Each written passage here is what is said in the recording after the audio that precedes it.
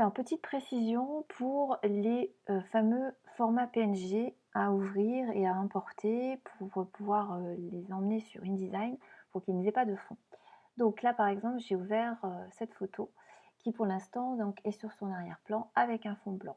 Donc pour ouvrir et pour pouvoir importer une photo en PNG, il faut qu'elle n'ait plus de fond. Donc ça veut dire dans un premier temps, il faut sélectionner le fond pour cette photo qui est assez simple, récupérer tout le fond et faire une interversion de sélection pour pouvoir effectivement la passer sur un calque au-dessus en faisant nouveau calque. Voilà. Donc là, ça veut dire que ma silhouette, enfin plutôt mon dessin, ma photo, est au-dessus. Alors, mon arrière-plan, je double-clique dessus pour le déverrouiller et je le mets à la poubelle. Voilà.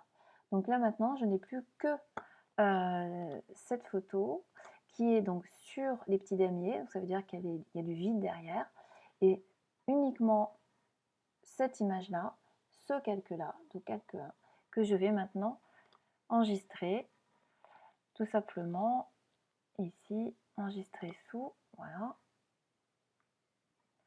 et je vais le mettre en PNG. Donc, voilà, donc ici, je mets, par exemple, dans les photos courtes, voilà.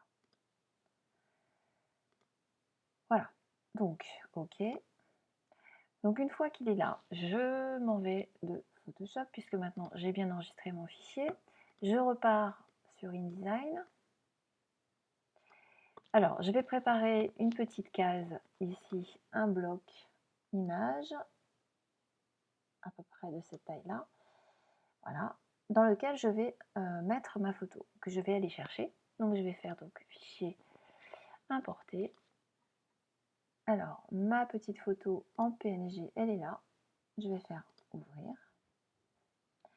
Et donc maintenant, ma photo est arrivée. Donc il s'agit maintenant juste de la redimensionner pour qu'elle soit à la même taille que votre fenêtre. Et vous avez donc une photo qui est transparente avec le fond transparent. Voilà,